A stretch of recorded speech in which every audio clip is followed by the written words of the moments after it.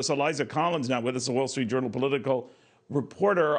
This continues a sort of a complete about face from everything that the prior administration was. The president likes to remind folks of that, not only through his 40-plus executive orders, but some of the actions, and some not so subtle, like constructing a foreign policy program with the help of the State Department. It's all part of a method. How is it being received, Eliza? Well, so far, polling shows that he is coming in with strong support from Americans. We'll see how that goes on as time goes on. But Biden really came in sort of promising to return back to normal. And we heard in that speech, he was talking about his time in the Senate, in foreign relations. That's been a really important thing for him for a long time.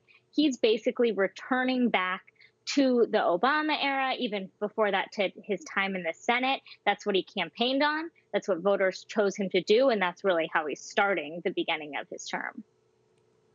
A lot of it, too, and you've written extensively about this, olive branch to Republicans to work on bipartisanship, even on this $1.9 trillion stimulus plan.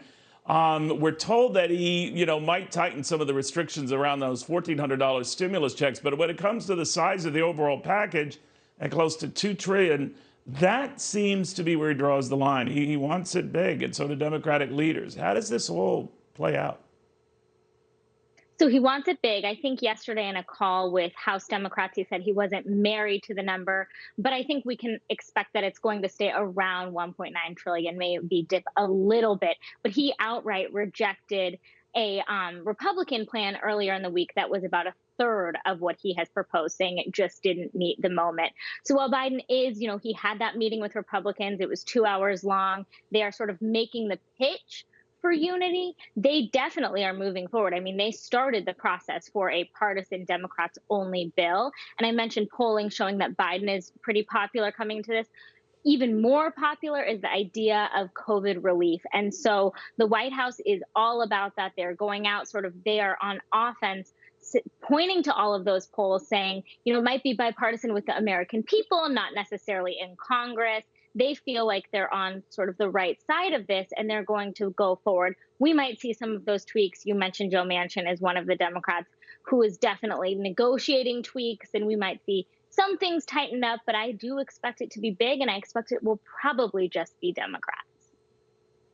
In the meantime, focusing on Republicans right now, there's a battle over how to handle Marjorie Taylor Greene. Democrats want to strip her of her committee assignments. Separately, Liz Cheney survived a battle that challenged her leadership role, though 61 Republicans didn't want her in leadership. And I'm beginning to wonder, this battle between Trump loyalists and those not so loyal and wanting to move on past Donald Trump, where is that going? I mean, I think it's going to continue to simmer.